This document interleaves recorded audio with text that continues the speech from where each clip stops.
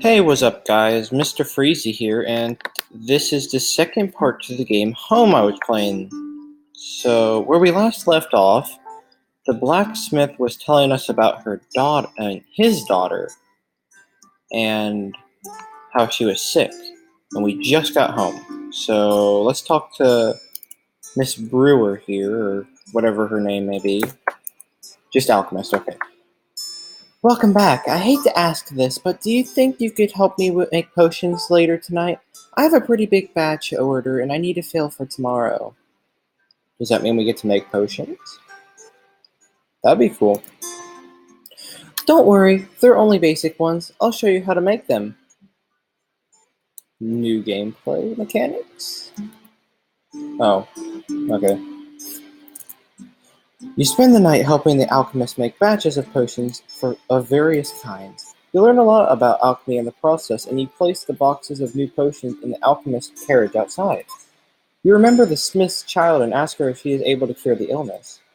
According to her, if her sickness hadn't advanced too far, then it's usually possible. You clean up the leftover ingredients and apparatus while talking about the day's work and then go to bed. Okay. You're heading out now? I'm going in a few minutes too. Thanks again for your help yesterday. Without you, I wouldn't have had the time to even eat or sleep last night. Turns out we even made slightly too many potions, so here, take the extras. You take the extra potions and bring them with you. I have a feeling that'll come in handy. I don't know though. Let's go.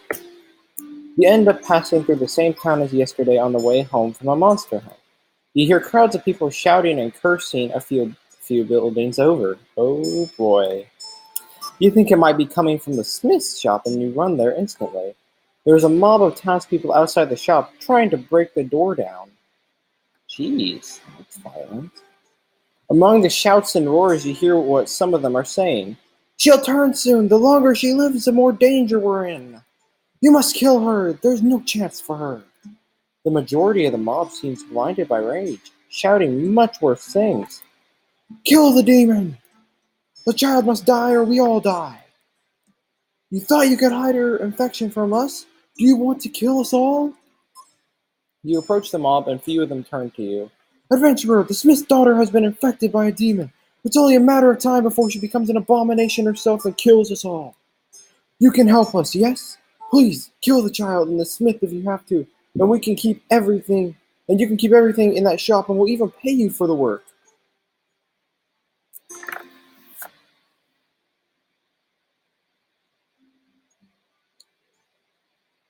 That changed very quickly. I'll admit that.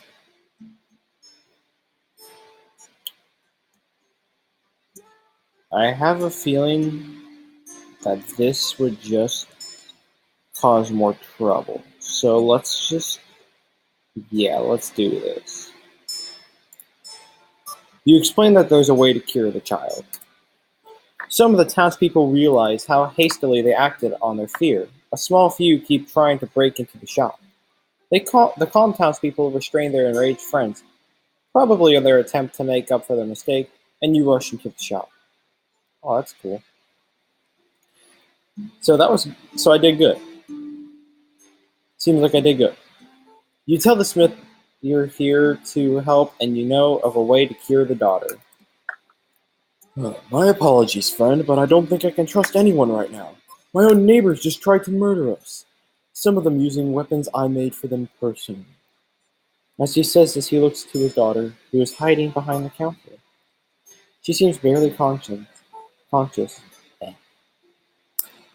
The smith sighs and picks her up in his arms. I have no choice but to trust this isn't some trap. Lead the way. You and the smith bolt out of the house and don't stop running until you get home. You can hear the townspeople fighting amongst themselves in the distance. Eventually, you reach home. You tell the alchemist what happened. She gathers all the necessary supplies and asks you and the smith to help her. For what feels like hours, the three of you work to make potions, antidotes, and medicines. As you near the end of your stock of supplies, the child's breathing calms, her skin regains its color, and she falls unconscious. The alchemist wipes her brow and takes a deep breath. That should do it. She'll be as healthy as ever by tomorrow. All she needs now is rest. The smith falls into a chair, sobbing with joy. Thank you, friends. I have no words to express my gratitude. Whatever you may need, I'm forever in your debt. We don't even have a home to return to now.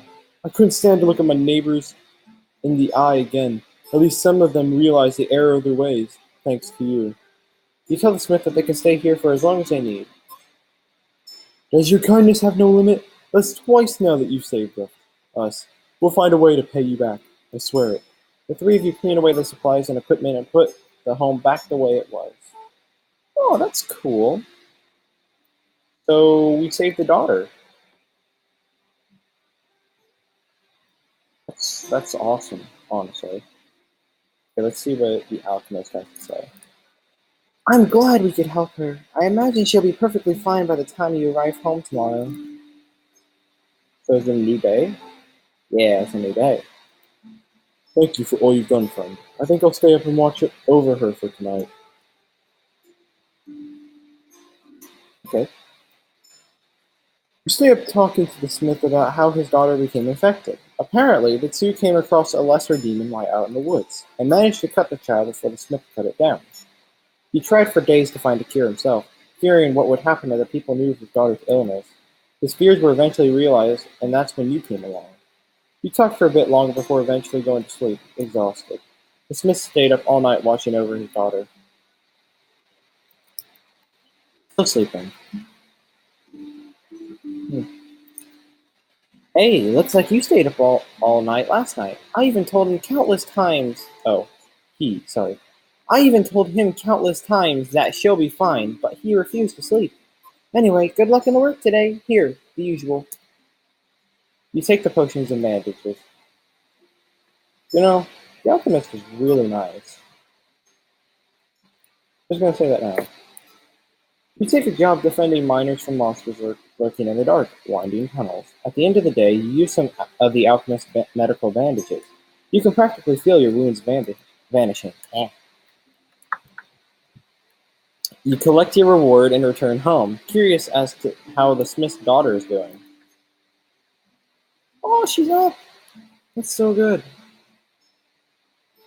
You know, I was kind of actually worried that she would not make it in the game, but she's up. I'm happy. I'm actually happy. She's woken up, as you can see. She seems to be full of energy, too.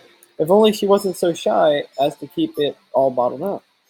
It's a release to see the two of them safe, though. Considering what they went through, things could have been a lot worse. Yeah, things could have been a lot worse. You two could have not been here. Silence.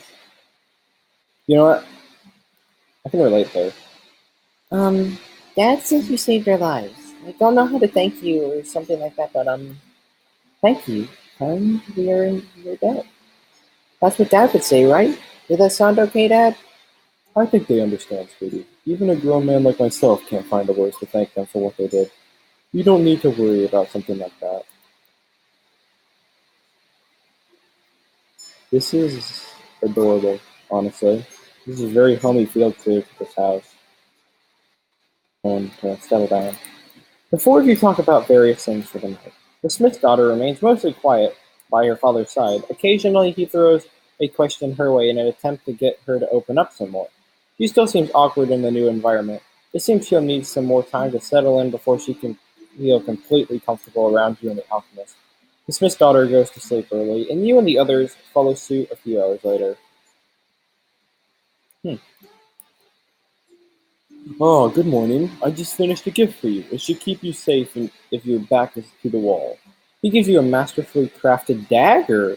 Ooh, that's good. Completed with ornate carvings and indentations.